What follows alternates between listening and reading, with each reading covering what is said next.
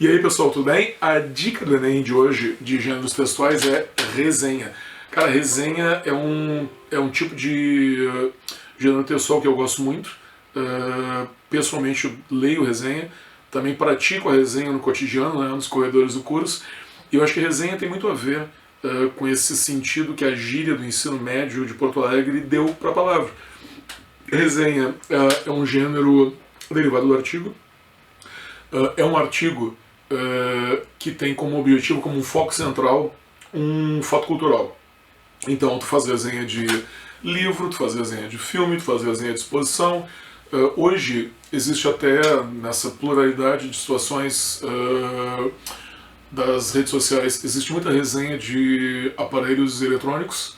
Tu vai lá e vê como é que é, por exemplo, o iPhone novo, ou o Xing Ling, aí, o telefone que trouxe da China e por diante. Então ele é um gênero opinativo, tá? Derivado do artigo. Uma coisa importante da resenha, porém, é que ele tem uma conotação um pouco diferente em relação ao artigo. Ele precisa ter, de certa forma, se for sobre livro, filme, aspecto cultural, uma parte narrativa. Ele precisa apresentar características do produto, o filme, o livro, ou até mesmo o telefone, que eu estou apresentando. Então tem uma parte da resenha que é focada nessa questão descritiva ou narrativa. Então toda resenha ela precisa obrigatoriamente ter esse aspecto referencial.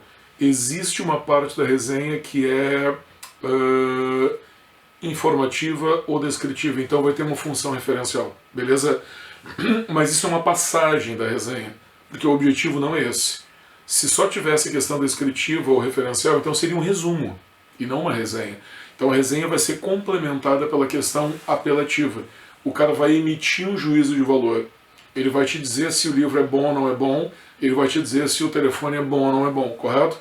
Então existe efetivamente uma certa mescla de funções, mas para ser resenha tem que terminar com a questão referencial complementada pela apelativa ou conativa. Eu preciso convencer. O negócio da resenha é, de certa forma, vender o produto. Te fazer ler o livro, te fazer comprar o telefone. Beleza? Algumas coisas importantes da resenha, tá? Apesar de ter essa mescla, né, resumo e artigo, ela termina como artigo, correto? Resenha não é artigo, mas é um dos fundamentos, é um desdobramento do artigo. Qual é a tendência da resenha? Ela acaba sendo um pouco mais objetiva, tá? A linguagem é objetiva, mas a opinião pode ser pessoal. Então o contexto é subjetivo. Eu preciso ser claro na resenha porque eu quero vender. Mas se eu te perguntar, a tendência é mais subjetiva, é uma opinião pessoal, do livro, filme ou telefone. A linguagem também costuma ser culta, correto? Porque a tendência é que ela apareça em algum contexto midiático, né? Por exemplo, jornal ou rede social. Então, para ter credibilidade, eu preciso que essa coisa seja voltada para a linguagem mais culta. Né? Claro que depende um pouco do público, né? Mas a tendência é a linguagem culta. E o fato de estar na mídia, aí vem uma questão interessante da resenha, né? Ele é um gênero bastante descartável, tu entendeu? Tipo assim, ó, eu vou ler uma coisa para consumir. Imaginemos, tá? O que tu mais lê de resenha? Eu separei uma aqui pra gente ver. O que tu mais lê de resenha hoje? Não é de livro, né? Para isso aí tem lá as aulas de literatura. Um pouco de filme, mas eu acho que tu tá mais acostumado com a resenha de série, tu entendeu? Sempre que a Amazon, a Netflix lança uma série nova, tu vai atrás de alguma opinião, sobretudo nas redes sociais. Só que tu lê, escolhe ver ou não ver e deu. Então é um gênero bastante descartável, correto? Daqui a um ano ou dois, essas resenhas todas desaparecem. Quando passam os modismos das suas séries, elas desaparecem, correto? Então, resumindo tudo até agora, tá? A resenha é um gênero apelativo, correto? Tem uma função conativa, que contém também a referencial como ponto de partida. Ela serve como um contexto daquele produto, tá?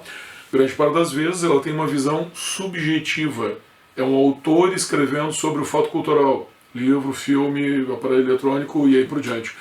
A tendência é a linguagem culta, correto? Claro que ela pode variar dependendo do público, né?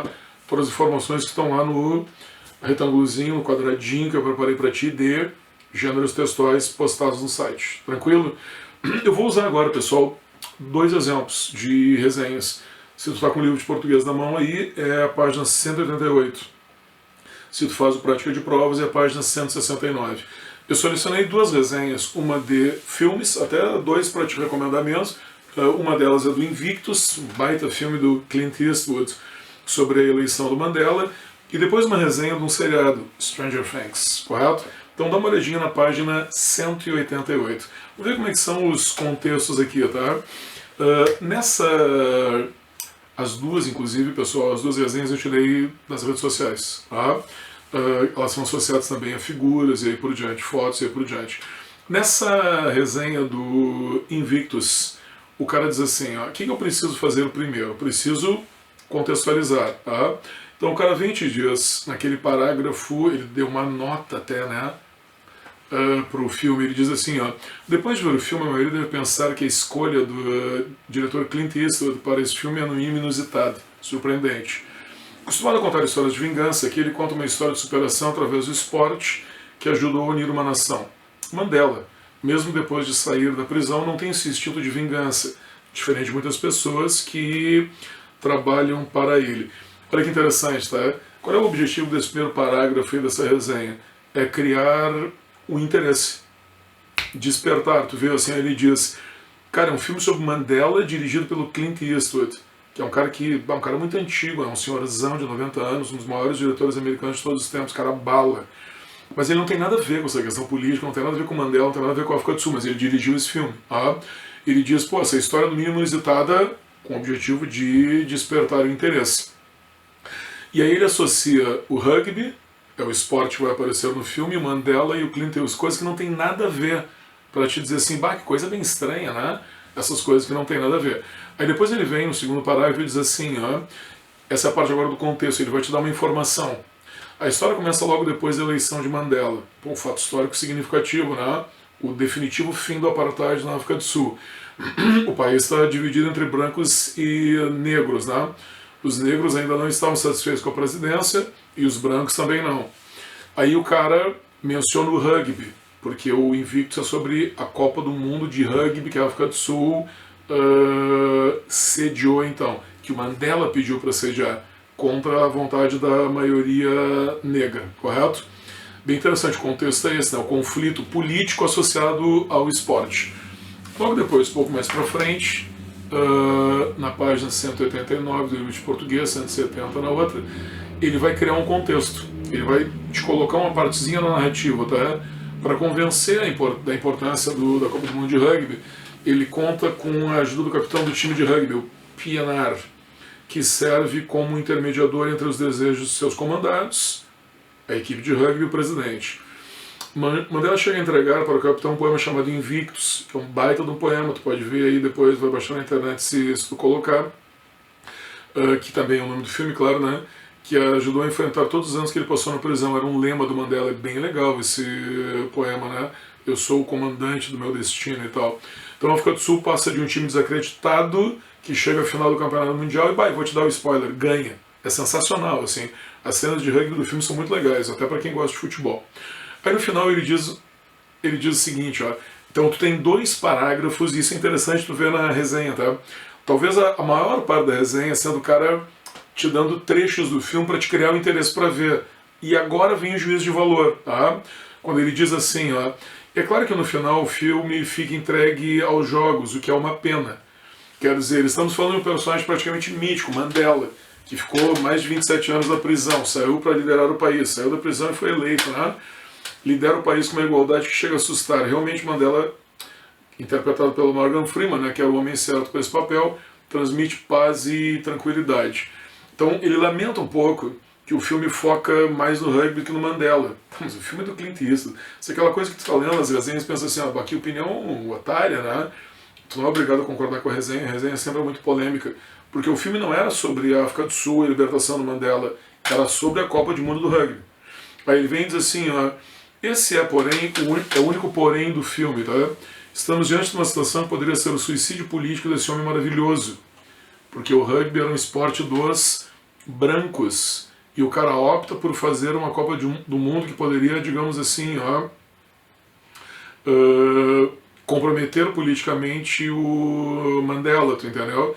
E não é o que acontece. Ela acaba sendo um sucesso, corrobora com a Copa do Mundo dele. Então o filme era sobre o rugby mesmo, não teria por que fazer essa observação, tá? Não é o único porém do filme, entendeu? Ele diz, preferia mais Mandela e menos rugby. Tá, mas isso é um problema dele, entendeu? Até se tu olhar, por exemplo, eu prefiro o filme como ele está. Eu veria o filme exatamente por causa do esporte, porque existe uma confluência esporte e política. O filme não era sobre a política. Um parênteses, é como as críticas num filme que nós já comentamos aqui, Dois Papas. Todo mundo diz, porra, o nome do filme é Dois Papas, mas está muito mais centrado na figura do Papa argentino, porque o cara quis, tu entendeu? Dois Papas é um nome comercial.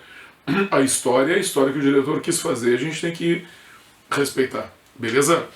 Vou falar 5 minutos então agora sobre a próxima resenha que vocês têm aí sobre o Stranger Things. Essa mesma página na sequência. Eu vou ler um pouco menos agora aqui, mas vou te indicar coisas que são bem interessantes, tá? Stranger Things, você sabe, né? Série lá do Netflix. E essa resenha é muito bem feita, tá? Porque ela começa ali onde está o primeiro negrito, Stranger Things. A série que estreou recentemente no Netflix é um misto de tudo aquilo que deixou saudades nos saudosos anos 80. Tá? O que esse cara faz? Ele cria um contexto de coisas que de repente assim, tu que não estava vivo lá nos anos 80, que nem eu, nem era nascido, não pode saber, mas é uma das vantagens desse seriado. Ele te mostra muita coisa que culturalmente nós veneramos, nós gostamos, sem saber. Os mais jovens não sabem que aquela efervescência cultural dos anos 80 é uma coisa atrativa. Mas o crítico aqui vem e te diz, é por isso que tu gosta, correto? Ele dá uma contextualização diferente da anterior, mais histórica, um pouquinho mais profunda, tá?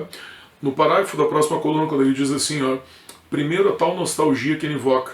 Os anos 80 estão em todo canto. Os jovens heróis, um grupo de predadores afligidos por bullies e membros do clube audiovisual estão sempre andando de bicicleta pelas estradas de uma cidadezinha do interior dos Estados Unidos. Aí vem uma coisa que eu acho que é legal, depois ele vai comentar mais passo a passo, do Stranger Things, né? Na realidade, é uma história de amizade da adolescência. Tem um baita romantismo, né? E se tu pensar bem, e que é legal, que ele vai comentar um pouquinho mais na frente, muda de página agora, tu vai ver aqui, na segunda coluna da página posterior, ele comenta que na realidade, a partir daquele item que ele diz assim, né, na coluna à esquerda, porém mais que ser um tributo às nossas memórias, a série é muito bem feita, tá? Ele foca isso aí, tá? O que vai acontecer com esses garotos? São apenas garotos, a vida está começando e por diante. São emoções que na maior parte das vezes, sentidas pela primeira vez, dão esse clima romântico. Mal comparando, né? É tipo Harry Potter. Tu vê a evolução daquela criança ali. Então, é como nós dizemos, mais numa nomenclatura mais dura da literatura, é tipo romance de formação, tu entendeu? São os primeiros contatos com muitas emoções que eles vão tendo ali. E é claro que tem uma história de amor, né? A história de amor da Eleven com outro guri é aquela coisa, é a primeira vez que ele se apaixona. Como muitos de nós, né? A primeira vez que ele se apaixona, por cima é um alienígena, né? É uma coisa muito bizarra. Opa, já dei um spoiler. Não é bem um alienígena, né? É uma pessoa diferente. Mas é muito bizarro essas sensações do primeiro amor, as estranhezas que são provocadas, né? Se vocês já acompanharam a série, essas estranhezas vão sendo acentuadas e depois tem um reencontro romântico, tu entendeu? Então, todo o contorno que tu vê, a monstruosidade, o desaparecimento do Will, a possessão, tudo isso é apenas o cenário para o romance de formação de adolescentes dentro do contexto dos anos 80. Muito legal essa resenha, que tu vai ver que ao longo vai crescendo em termos de elogios. Mas a resenha é longa, mas é muito legal, tu entendeu? Porque tu descobre muito, e eu gosto de resenhas assim, porque define muito o nosso gosto, tu entendeu? Por que eu gosto daquilo ali? Depois da próxima página, na coluna da direita, ele fala assim, logo depois da foto, Stranger Things consegue transmitir uma legítima sensação de suspense de forma muito eficiente. Cara, é muito elogiosa essa resenha. Aí depois, no próximo parágrafo, diz assim, contudo, enquanto eu acho que ele vai falar mal, o maior mérito do Stranger Things se encontra no seu excelente elenco.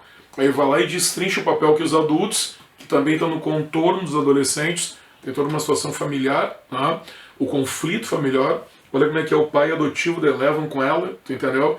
Olha como é que é o conflito do irmão mais velho com o irmão mais novo, no caso do guri que fica com a Eleven e aí por diante. E aí no finalzinho, ele ainda diz assim, ó, na última das colunas, logo depois da foto, segundo parágrafo, em termos simples, Stranger Things é sensacional. Tu vê como é a função subjetiva e emotiva nesse caso aqui, que tem junto com esse artigo, né?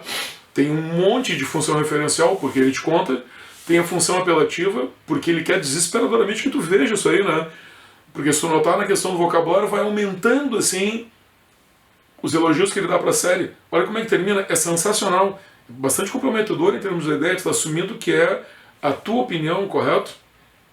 E lá no final ele ainda diz assim, no último parágrafo, se há algum problema com a série, se é que podemos chamar de problema, é que vamos ter de esperar pela segunda temporada. Significa assim pra ele que a série ela é perfeita, correto?